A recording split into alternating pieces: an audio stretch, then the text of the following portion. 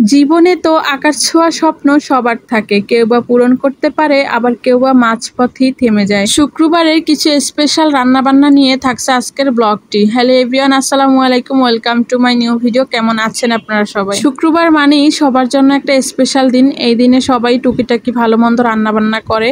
তো আমিও আজকে রোস্ট ফ্লাউ করব, এই জন্য সবকিছু রেডি করে নিয়ে চলে আসলাম রান্নাবান্না করতে। যদিও আমার সকাল থেকে এগুলা করার কোনো রকম প্ল্যান ছিল না, তারপরও ভাবলাম যেহেতু বাসায় সবকিছু আছে আজকে করে নেই। তো এখন আমি রোস্টের জন্য মুরগিগুলাকে ভেজে নিতেছি। মুরগিগুলাকে এখানে রেখে এখন চলে যাব ফলাউর জন্য চালগুলাকে ধুয়ে নিতে, কারণ ফলাউর চালটা একটু আগে থেকে ধুয়ে রাখলে ফলাউটা একটু ঝুরঝুরে টাইপের হয়, এজন্য আগে ভাগে ধুয়ে নিতেছি। এই তো চালগুলাকে এখন ধুয়ে নিলাম। চাল ধুইতে ধুইতে এদিক দিয়ে আমার মাংসগুলোও হয়ে গেছে। বেশি একটা লাল করা যাবে না, না হলে আবার মুরগির মাংসটা অনেক শক্ত হয়ে যাবে। এখন মাংসগুলাকে উঠিয়ে নিতেছি, যেহেতু আমার কড়াইটা একটু ছোট, এজন্য সবগুলো মাংস একসাথে ভাজতে পারি নাই। তো বাকিগুলো এখন এখানে দিয়ে দিব। আমরা যেহেতু বাসায় মেম্বার অনেক কম, তাই একটা মুরগির রোস্টি আমি করব, তাও আমাদের জন্য অনেক বেশি হয়ে যাবে।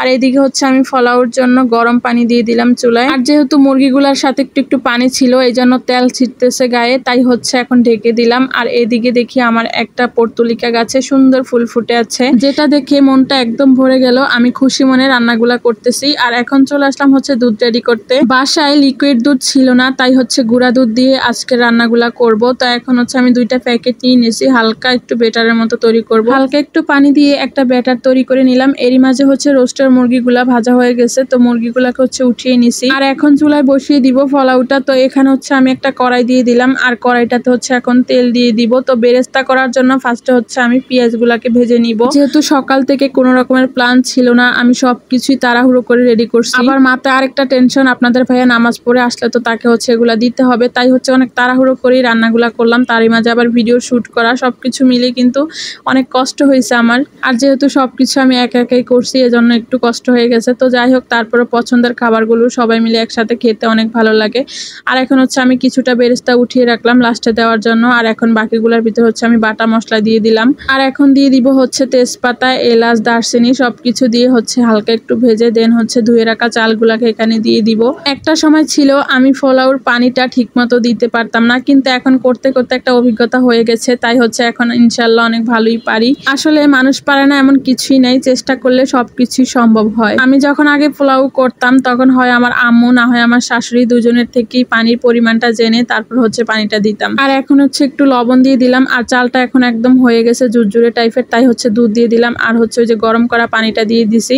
এখন পানিটাকে রেখে কয়েকটা পলক আসার জন্য আমাকে একটু অপেক্ষা করতে হবে। আমার কাছে কেন জানি সব আইটেমের ভিতরে এই রোস্টার পোলাওটা খুব খুব বেশি ভালো লাগে। আমাকে যদি মাসে প্রতিদিন এই খাবারটা দেয় তাহলেও আমি খুশি। এই তো এখানে কয়েকটা পলক চলে আসছে। আর এখন আমি এখানে একটু চিনি দিয়ে দিলাম। তবে আমি যেমন আবার রোস্ট পোলাও পছন্দ করি, আপনাদের ভাইয়া আবার পছন্দ করে ভুনা খিচুড়ি বা পাতলা খিচুড়ি। আমার তো মনে হয় সব বাসে এরকম থাকে, এক একজন এক একটা আইটেম পছন্দ করে। তো যাই হোক, এখন আমি পোলাওটাকে এই পাশে চুলায় ঢেকে রেখে দিলাম। কিছুক্ষণ দমে রাখার পর তারপর নেড়ে চেড়ে দিব। আর এই পাশে চুলাতে এখন রোস্টটাকে বসিয়ে দিলাম। তো রোস্ট ভাজার তেলগুলা দিয়ে রোস্টগুলা করব। তো প্রথমেই তেলে গরম মশলাগুলাকে দিয়ে দিলাম। আর এখন বাটা মশলাগুলাকে দিব।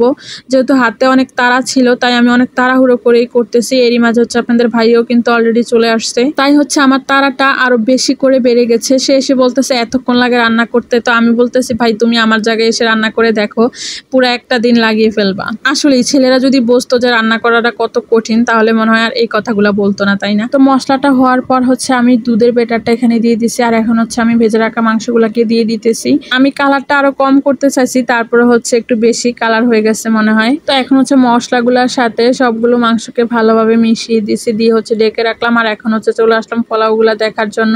তো এই তো দমে রাখার পর আমি হালকা একটু করে নেড়ে দিতেছি, দিয়ে আবার ডেকে দিলাম। আর এখন চলে আসলাম, দেখতেছি যে মাংসটা পুরোপুরি ভাবে কষে গেছে, তাই এখন এখানে আমি একটু পানি দিয়ে দিলাম। পানিটা দেওয়ার পর আরো কিছুক্ষণ ডেকে রাখলাম। আর এখন চলে আসলাম তেঁতুলের একটা বেটার করতে। তেঁতুলের রোস্ট খেতে কিন্তু আমার কাছে খুব ভালো লাগে। তো আপনারা কারা কারা পছন্দ করেন অবশ্যই জানাবেন। অনেকে তো টক দই বা লেবু দিয়ে করে, তবে আমার কাছে তেঁতুলের রোস্টটাই বেশি পছন্দ। এদিকে তেঁতুলের বেটারটা করতে করতে মাংসগুলোতে কয়েকটা পোলক চলে আসছে। আর এখন আমি টকটা এখানে দিয়ে দিব। তো সবটা টক দিই নেই, একটু একটু করে দিতেছি। আবার বেশি টক হয়ে গেলে তো মজা লাগবে না, যেহেতু আমি আবার একটু মিষ্টি রোস্টটা বেশি পছন্দ করি। যে কোনো কিছুই অতিরিক্ত হলে তো আবার ভালো লাগে না, তাই একটু তেঁতুলটা কমই দিলাম। তারপর এখন আমি ওই যে ভেজে রাখা একটু বেরেস্তা দিয়ে দিচ্ছি। দিছি, বাকিটা হচ্ছে ফ্লাওয়ার জন্য রেখে দিলাম। আর এখন হচ্ছে আমি একটু নেড়ে চেড়ে দিব, কারণ এখানে আর কোনো পানি দিব না। আমার কাছে আবার রোস্টটা একটু ঝোল রাখলে ভালো লাগে। এই তো রোস্টটা করা শেষ হয়ে গেছে, এখন হচ্ছে চুলাটা অফ করে দিছি। আজকে যে আমার কি তারা গেছে রে ভাই, আমি বলে বুঝাতে পারবো না। এদিকে হচ্ছে আমি এখন পোলাওতে হচ্ছে বেরেস্তাগুলাকে দিয়ে দিব। তো সবকিছু মিলিয়ে আমার প্রায় হচ্ছে 4-5 ঘন্টা লাগছে, তবে ভিডিও তো আমি আপনাদেরকে 5 মিনিটে সবকিছু দেখিয়ে দিছি। আসলে একটা ভিডিও করার পিছনে যে কত কষ্ট, সেটা একজন কন্টেন্ট ক্রিয়েটর ছাড়া আর কেউই জানে না। রান্না বান্না সবকিছু গোছগাছ করা এবং ভিডিও করা সবকিছু মিলিয়ে কিন্তু অনেক কষ্ট হয়।